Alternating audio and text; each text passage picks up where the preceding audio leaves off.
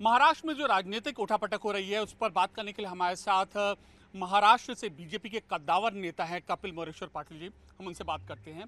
क्या सरकार गिर जाएगी?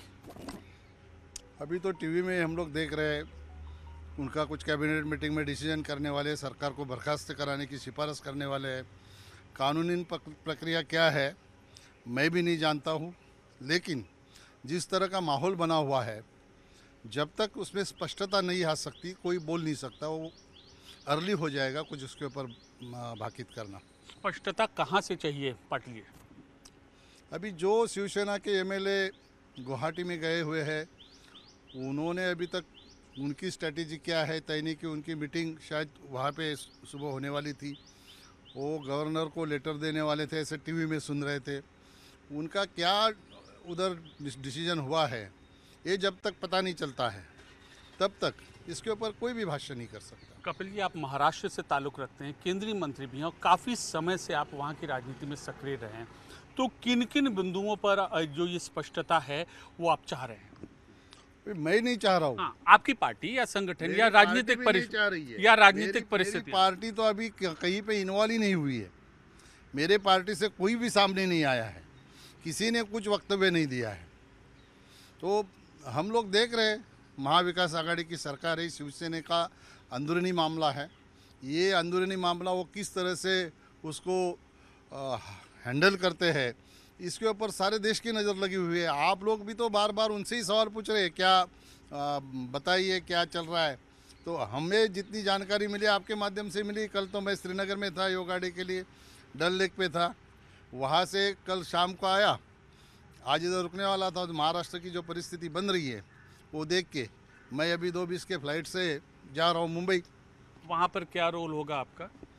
अभी पार्टी कुछ काम देगी, जिम्मेदारी देगी तो निभाएंगे। एकनाथ शिंदे बहुत महत्वपूर्ण कड़ी बनकर कपिल जी उभरे हैं, उनके स्टैंड को या उनके इस पॉलिटिकल मूव को आप कैसे देखते हैं?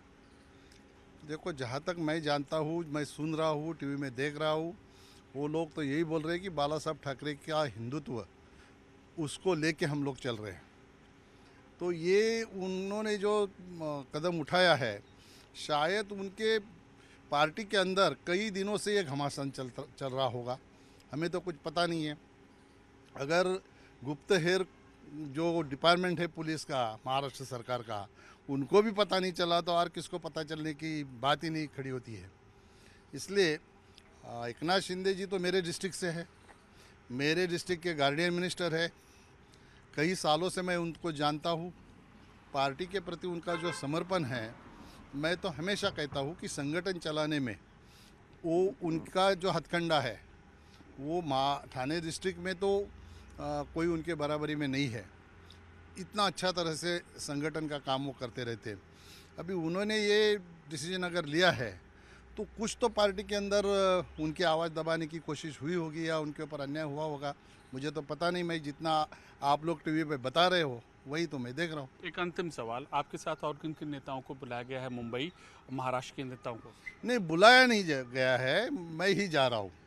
अभी भागवत कराड़ और मेरी बात हो गई, MOS फाइनेंस, हम दोनों एक ही फ्लाइट से मुंबई जा रहे हैं। हमें बुलाया नहीं है। क्या वहाँ पे परिस्थिति बनी हुई, शायद पार्टी कुछ जिम्मेदारी दे या नहीं दे, तो वहाँ पे रहना ज़रूरी है। एक सवाल और है, क्या बीजेपी सरकार बनाने की इस पहल में शामिल होगी अगर परिस्थितियां अनुकूल होती है? कपिल नहीं, मुझे कुछ मालूम नहीं इस बारे में। अभी जो आप जितना जानते हो टीवी देख के उतना ही मैं जानता हूँ। तो ये थे बीजेपी महाराष्ट्र के वरिष्ठ नेता कपिल पाटिल जी, और इनका यही कहना था कि परिस्थिति के मुताबिक कदम उठाया जाना चाहिए, लेकिन चाहिए इनको स्पष्टता। कैमरा पर्सन राकेश नेगी के साथ अमित पांडे, दिल्ली, न्यूज़ 18 इंडिया।